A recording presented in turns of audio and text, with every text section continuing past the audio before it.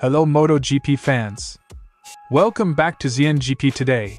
Day 2 at the Sepang Shakedown delivered high pace and heavy development work. Jack Miller topped the timesheets while Yamaha finally put its factory riders on track and Ducati continued to sharpen its new aero. Fabio Quartararo was asked about reports he signed for Honda in 2027 as he arrived for Day 2 of the Sepang Shakedown, and his reply was short, sharp and telling. Prima Pramac Yamaha's newest recruit, Toprak Razgatlioglu, turned heads on Day 2 of the Sepang Shakedown by chopping almost a full second off his Day 1 time. The Turkish rookie showed impressive adaptation to the M1 V4 and to the demands of MotoGP, and his team boss, Gino Borsoi, gave a measured but enthusiastic read on what he's seen so far. Here's our breakdown. A single day of transfer market reports has rocked MotoGP's winter, from Fabio Quartararo linked to Honda, to Jorge Martin apparently moving at Yamaha, and a headline that would be seismic if true, Pedro Acosta to Ducati alongside Marc Marquez. Don't forget to click subscribe button and the bell icon for MotoGP news update.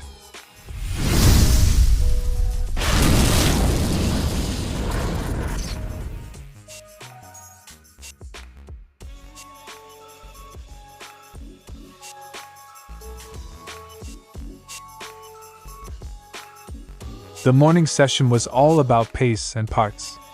KTM and Aprilia ran early aero trials, tapered windscreens, new fairing tweaks, while test riders and rookies banked laps to stress engines and electronics before the hotter afternoon runs. Michel Pirot provided a useful reference for Ducati development after completing controlled aero evaluation laps. Day 2 was less about big surprises and more about collecting the incremental data that will decide which concepts get carried into the official test. Expect lots of telemetry review tonight. Jack Miller stole the spotlight with the day's best lap, a 1 minute and 57.908 seconds on his Prima Pramac Yamaha, a clear sign that the M1 V4 program is already producing competitive pace. Yamaha's factory riders, Quartararo, Rins, and Andrea Dovizioso added focused runs in the afternoon to accelerate engine and chassis development. Miller's time gives Yamaha and its satellite teams confidence that the V4 base has underlying speed. The factory's presence now means rapid iteration is possible across multiple riders and setups. Ducati continued to evolve the GP26 bodywork. More conical fairings, larger front wings and extra lower inlets were visible on Pirot's runs. The changes look bolder than incremental tweaks and suggest Ducati is hunting front-end load and high-speed stability. A small slide for Pirot, turn 15, was reported, but no injuries, typical shakedown risk. If the new aero delivers predictable front grip, Ducati may have grabbed a setup advantage. If it introduces sensitivity, engineers will need quick software and suspension adjustments to make it race-ready. The timing screen was tight, showing multiple manufacturers are already close on pure pace. Teams will now trade long runs, tire work and aero loops to turn single-lap speed into race day consistency. Sepang is shaping into a chess match of aero bits, engine maps and tire life. Whoever nails the balance between speed and usable race pace over the next days will arrive at the official test with momentum. Day 2 confirmed two things. Yamaha's V4 is no longer an experiment, it's a functioning contender, and Ducati hasn't given up on aero as a performance lever. With close lap times across manufacturers, Sepang's final days promise intense development battles rather than headline-grabbing dominance. Quartararo refused to get drawn into the transfer circus. He answered the first question with a clipped rebuke and then cut the conversation off with a gesture that spoke volumes about his mood and priorities. Quote, to MotoGP.com, "Too much talking." That phrase underlines frustration, not necessarily at the rumors themselves but at the noise around them. For a rider trying to focus on testing and a new V4 bike, public negotiations and endless speculation are a distraction he clearly wants to limit. When pressed further about whether the Honda move was already being worked on, Quartararo doubled down on the need to keep attention on the present rather than the headlines. He refused to confirm or deny the report, preferring to point the conversation back to concrete work. That line reads like a deliberate pivot. Quartararo is signaling to team, media and fans that he intends to prioritize testing and preparation over contract theater. It's tactical. He neither fuels the rumors nor publicly shuts the door.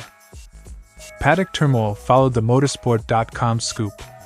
Once one major outlet published the Honda story, a rapid chain of transfer updates and counter-reports cascaded through the paddock.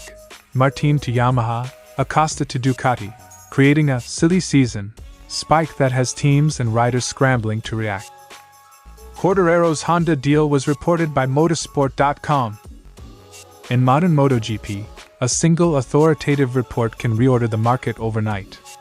Whether the story is fully agreed, verbally advanced, or simply a negotiation leak, teams now operate in a faster, higher-pressure environment, and riders must manage both media and physical preparations simultaneously. Significantly, Quartararo did not ride on day 1 of the Sepang Shakedown. He only joined the action on day 2 and finished 4th. That sequence gives the impression he's already weighing future options while remaining engaged with Yamaha's early V4 development. The optics of choosing tests over comments send a clear signal about his priorities. Whether that decision is final or a negotiating posture, it shows how contract dynamics now sit side by side with on-track responsibilities. For Yamaha, Quartararo's focus on the bike, not the headlines, is the reassurance they want. For rivals, his silence only deepens the guessing game.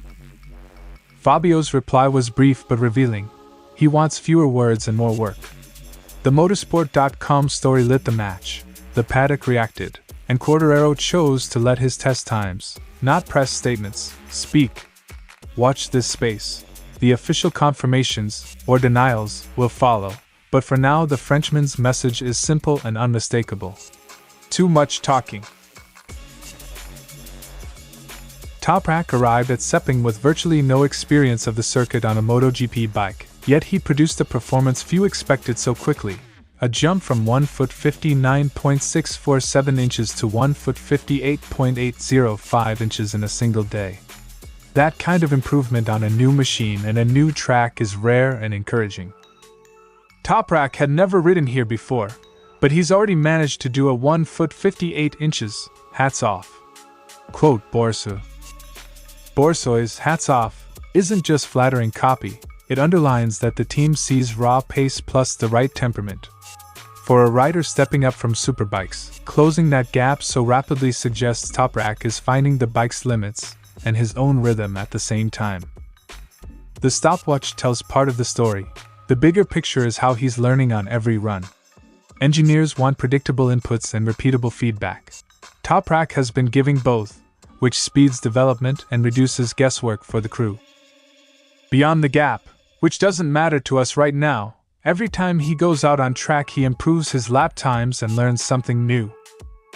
That comment reveals the team's priority, not instant headlines but consistent, measurable progress. When a rider can reliably show step-by-step gains, the data becomes usable, and that's gold for a factory-backed satellite team shaping a young MotoGP career. Pramac's observations also pointed to concrete development work. The switch from Pirelli production tires and superbikes to MotoGP rubber requires different braking and tire management techniques, and the long-run race window remains a big learning area for Toprak. We'll have to change something, that's clear. The front tire is different from the Pirelli he was used to, but we also need to work on the long race, where the drop in the tire significantly affects the bike's performance. Short-run pace is promising, but converting that into steady long race performance will separate a good rookie year from a breakthrough one. Pramac know where to focus: aero, setup, and crucially, tire management. Borsoi tempered excitement with realism. Toprak looks sharp but remains in a structured learning program with just a handful of test days to absorb a huge quantity of new inputs. The team is optimistic but measured about timelines. I saw him looking a little tired, but ultimately he only has 4 more days to test. The last day will be a breeze. That last line is both encouragement and perspective. Tests are intense. Progress often looks bumpy from the outside. Borsoi's message is clear. Expect growth, not miracles, and trust the process. Toprak's Sepang start is exactly the kind of cautious optimism teams love. Surprising early pace, clear signs of rapid learning, and defined areas for improvement. Pramac will now convert those test laps into targeted work, and if the early trajectory holds, Razgatlioglu could be one of the season's most interesting rookies to watch. Spanish and international outlets ran the same explosive line. Acosta has been reported as agreeing terms to join Ducati and pair with Marc Marquez. If accurate, that single switch would reconfigure the top-end seats before the 1,000 cubic centimeters era ends, a market-moving early commitment. Whether it's confirmed or still a leak, the effect is identical. It forces other teams to react. Ducati locking in a young, high-potential teammate for Marquez both stabilizes their long-term lineup and creates urgency elsewhere. KTM, already under pressure after 2025 struggles, suddenly faces a twofold problem: replace a future star and control the narrative around its competitiveness. At KTM's launch, Acosta refused to fuel the circus, a textbook public answer that prioritizes preparation over speculation. "I think today is not the day to talk about that. We are at the KTM presentation today."